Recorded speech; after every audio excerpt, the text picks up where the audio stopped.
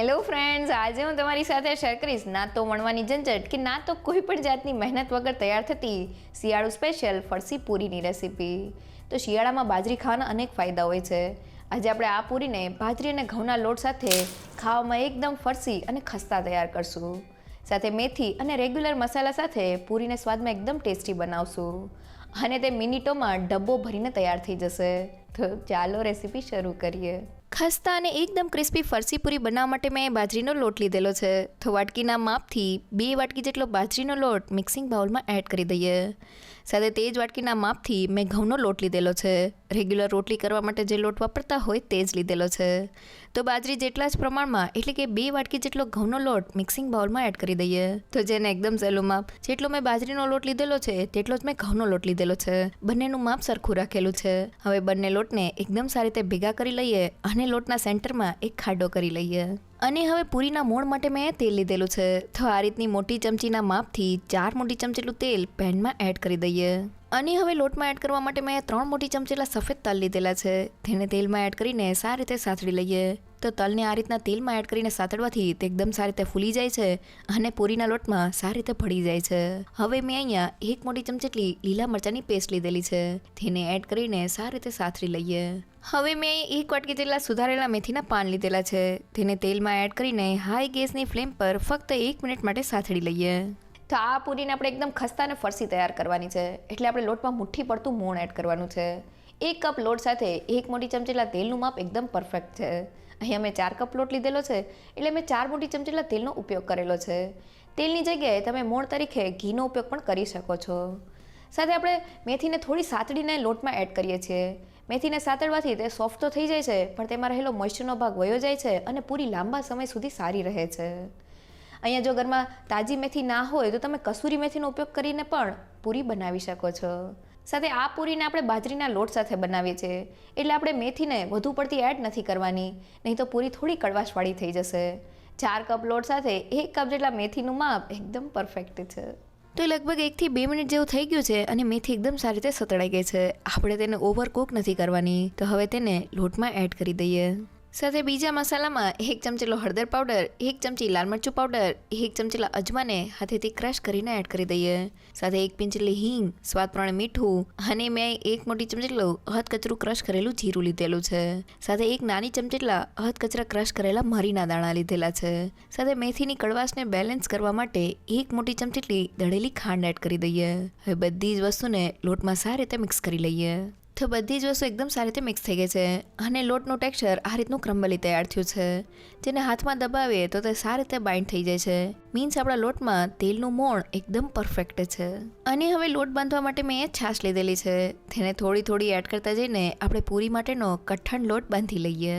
તો મેં પૂરી માટેનો લોટ બાંધી લીધેલો છે અને તે આ રીતના થોડો કઠણ છે.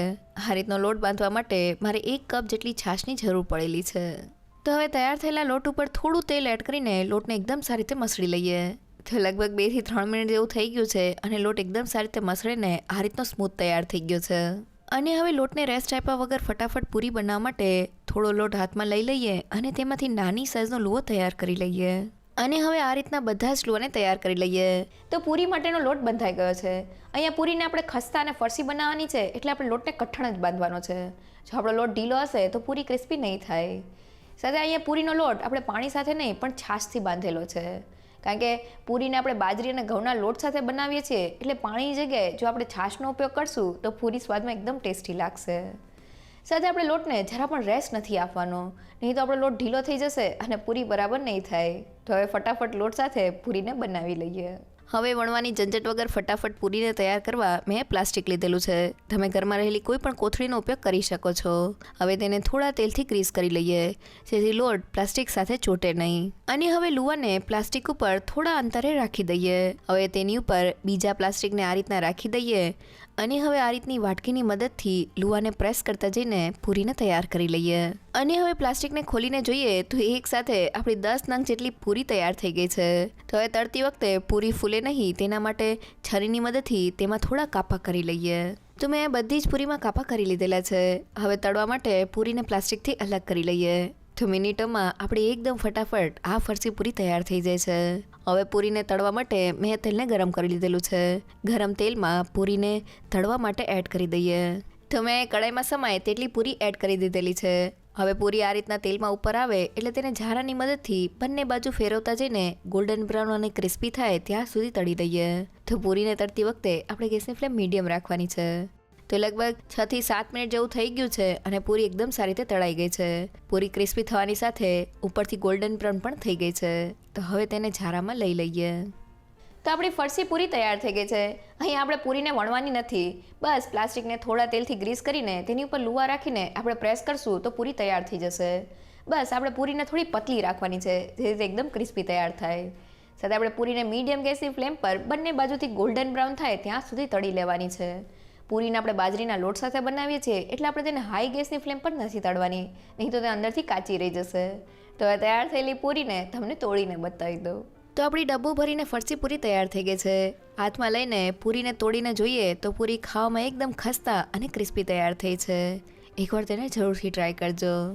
તૈયાર થયેલી આ પૂરીને તમે આ રીતના એર ટાઇટ કન્ટેનરમાં ભરીને 1 મહિના સુધી ખાઈ શકો છો. પૂરી બનાવતી વખતે બસ તમારે અમુક વાતનું ધ્યાન રાખવાનું છે. પહેલી એ કે તમે જેટલો બાજરીનો લોટ લેતા હોય તેટલા જ પ્રમાણમાં તમારે ઘઉંનો લોટ લેવાનો છે. બંને લોટનું માપ સરખું રાખવાનું છે. સાથે લોટમાં મેથીને થોડી સાતળીને એડ કરવાની છે જેથી તે એકદમ સારી રીતે ભળી જાય. અને મેથીનો વધુ પડતો ઉપયોગ નથી કરવાનો, નહીં તો પૂરી થોડી કડવાશવાળી થઈ જશે. સાથે પૂરીને મીડિયમ ગેસની ફ્લેમ પર ક્રિસ્પી થાય ત્યાં સુધી તળી લેવાની છે. જો તમને મારી આજની રેસીપી ગમી હોય તો મને કમેન્ટ સેક્શનમાં જરૂરથી કહેજો. સાથે મારા વિડીયોને લાઇક અને ફ્રેન્ડ્સ અને ફેમિલીમાં શેર કરજો.